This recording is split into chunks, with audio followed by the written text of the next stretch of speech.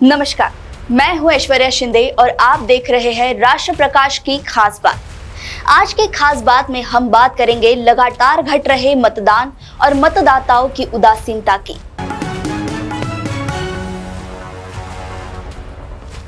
यदि लोकतंत्र को वाकई जिंदा और प्रासंगिक रखना है तो मतदान भरपूर होना चाहिए।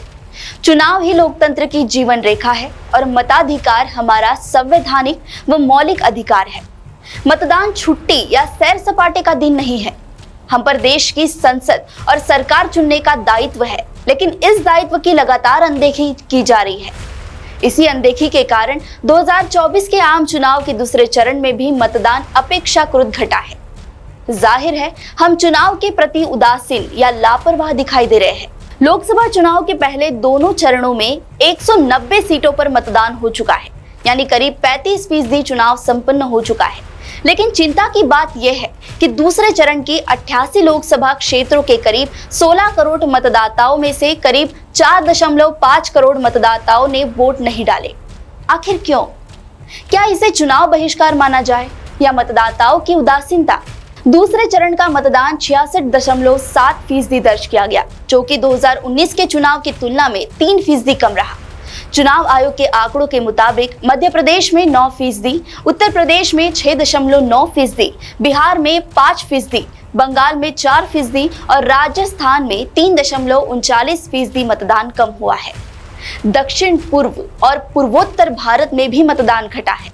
कुछ महत्वपूर्ण सीटों में से राहुल गांधी की वायनाड पर 6% से ज्यादा और प्रख्यात अभिनेत्री हेमा मालिनी की मथुरा सीट पर करीब 11% मतदान घटा है।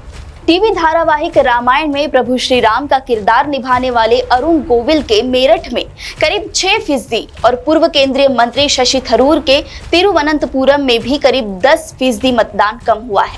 दरअसल 2019 के दूसरे चरण में जिन सीटों पर भाजपा जीती थी उन पर 3% तक मतदान कम हुआ है और जो सीटें कांग्रेस ने जीती थी उन पर 5 से 10% मतदान घटा है। हिंदी पट्टी के प्रमुख राज्यों में मतदान औसतन 7% तक घटा है। ये राज्य ही भाजपा के चुनावी गढ़ है। तो क्या ये घटा हुआ मतदान भाजपा के खिलाफ एक खामोश चुनावी लहर है? सवाल ये भी है कि फिर ये लहर किस राजनीतिक दल के पक्ष में है? कांग्रेस ने तो 300 सीटों पर उम्मीदवार भी नहीं उतारे हैं और गठबंधन के तौर पर इंडिया अलायंस छिन्न भिन्न स्थिति में है। तो फिर जनादेश कैसा होगा और केंद्र सरकार का स्वरूप कैसा होगा? वहीं दूसरी ओर चुनाव का जो रुझान दिखाई दे रहा है उसमें प्रधानमंत्री मोदी और भाजपा के प्रति गंभीर नाराजगी का भाव भी महसूस नहीं हो रहा। यदि सरकार बदलने के लिए मतदान होना था तो लबालब भीड़ पोलिंग स्टेशनों के अंदर बाहर दिखाई देती और मतदान भी 70% से ज्यादा होता।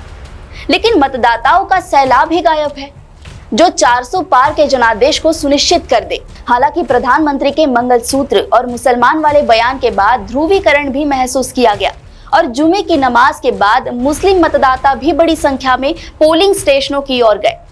तो क्या ये मतदान भाजपा विरोधी हुआ है?